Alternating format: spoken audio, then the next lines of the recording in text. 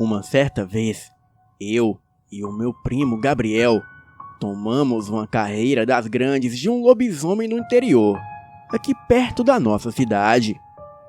Olá, eu me chamo Jaime. Moro numa cidade pequena no sertão do Tocantins. Aqui é comum que na Semana Santa toda a nossa família vá passar essa data nos sítios interiores. E são dias até muito bons para crianças. A gente só brincava o dia todo, enquanto os adultos rezavam e cuidavam das coisas da Semana Santa, como jejum e essas coisas. E eu e o meu primo só brincávamos e corríamos o dia todo. Mas a Semana Santa tem as suas regras e tradições, até mesmo para crianças. Pois não se pode andar a cavalo e nem falar palavrões. Também não se pode faltar à missa. E uma das coisas mais importantes é não sair sozinho nas estradas à noite. As pessoas mais velhas dizem que na Semana Santa coisas estranhas acontecem. Dizem que, como forma de zombar da Semana Sagrada, o diabo solta os seus demônios nas estradas para assustar os desavisados e encher o coração das pessoas de medo para elas não conseguirem rezar e o deixar satisfeito.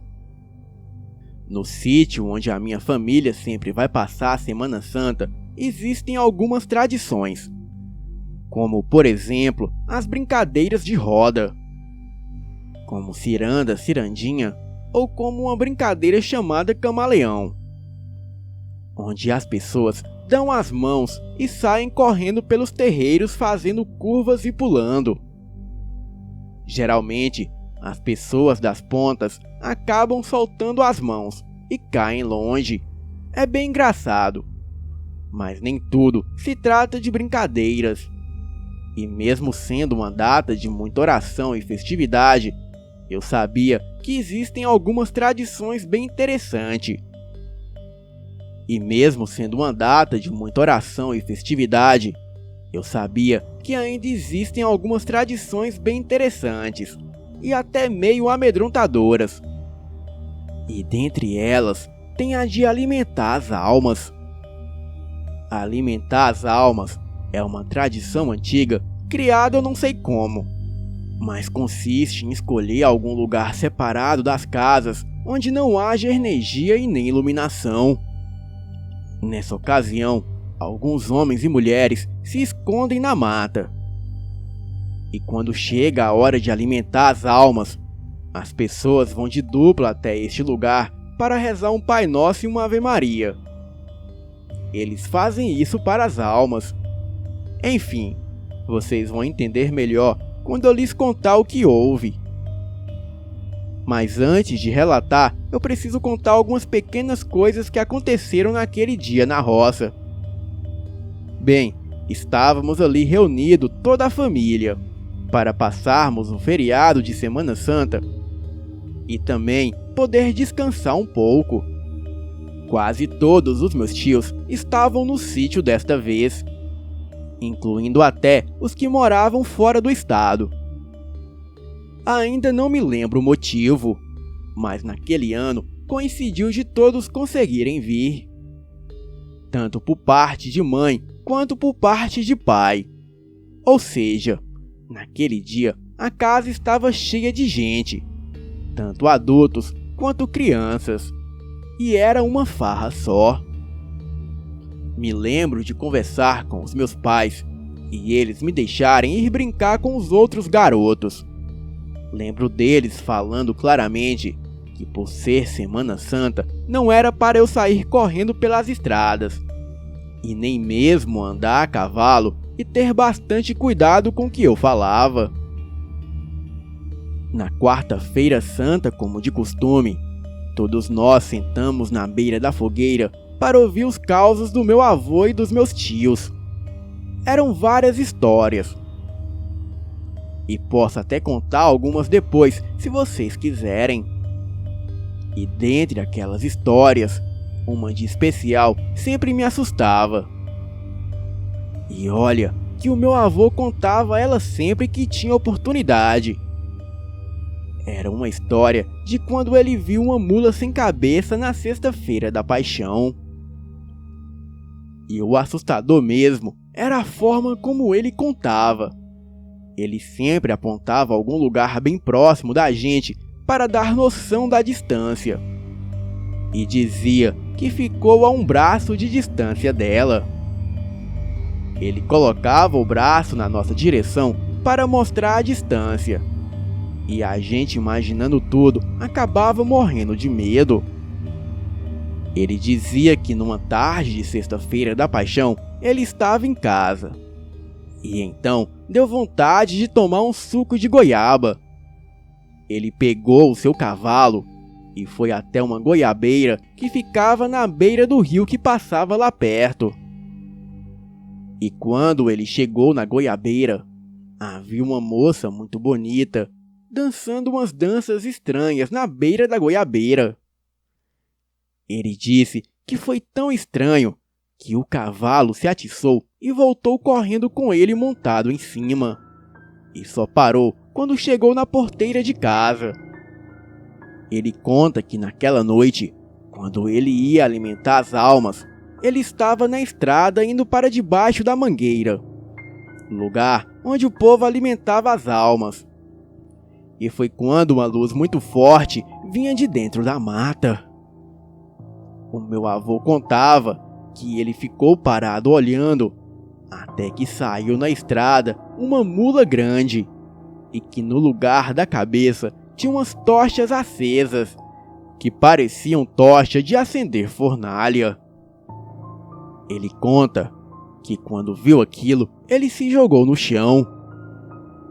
E só conseguiu ouvir quando a mula passou perto dele e soltou uns gritos como se fosse de uma mulher chorando. E como se fosse pouco, a mula ainda pisou nas costas dele. O meu avô sempre contava essas histórias, e sempre no fim ele mostrava umas marcas nas costas dele, que parecia marcas de ferraduras de cavalo. Ele conta que sentiu o ferro quente queimar as costas dele, e ouviu aquilo sair gritando na estrada adentro, e só se deu por si quando o povo estava carregando ele para casa. Ele foi carregado numa rede dessas penduradas num pedaço grande de bambu, e assim carregado por 2 homens. Bem, a noite toda foi dessas histórias e causos, e o Gabriel e eu estávamos morrendo de medo. Mas aquilo não nos impediu de dormir do lado de fora da casa, pois estava dividido assim: mulheres e crianças dentro da casa, e os homens numa palhoça improvisada para armar a rede do lado de fora. E o meu primo e eu, por não querer ser tratados como crianças, decidimos dormir do lado de fora da casa, com os mais velhos. E sinceramente, foi uma noite maravilhosa e muito confortável. O vento frio era equilibrado por uma fogueira acesa, que esquentava a gente. Alguns homens ainda conversavam, e aquilo até nos dava uma segurança. E neste clima, o Gabriel e eu estávamos com as redes uma do lado da outra, e já estávamos quase dormindo. E foi quando um dos nossos tios estava combinando de assustar as crianças na noite de alimentar as almas vestidos de bicho. Olhei de rabo de olho para o Gabriel, que riu de canto e piscou. E neste momento eu já sabia que íamos aprontar. Bem, ficamos o resto da semana planejando o que iríamos fazer. Pensei em levar uma baladeira, mas o Gabriel disse que era perigoso a gente acertar um dos nossos tios. Então, combinamos o seguinte: iríamos alimentar as almas, fingir nos assustar e depois só virar e rir da cara deles, pois era a única coisa que dava para fazer sem apanhar ou ficar de castigo.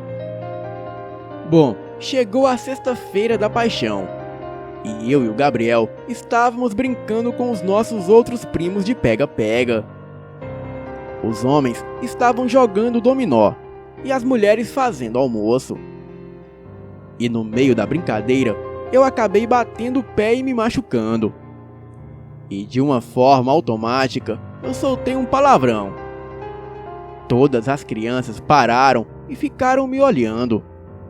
Senti um frio correr o meu corpo e uma sensação estranha tomar conta de mim. As crianças não queriam mais brincar comigo. E até o Gabriel, meu primo, parou de brincar e me falou que não era certo xingar na Semana Santa. E muito menos na Sexta-feira Santa. Fiquei olhando todos se afastarem e fui para a pequena capela que tinha no quintal da minha avó. E lá eu rezei um Pai Nosso e uma Ave Maria. E pedi perdão a Deus.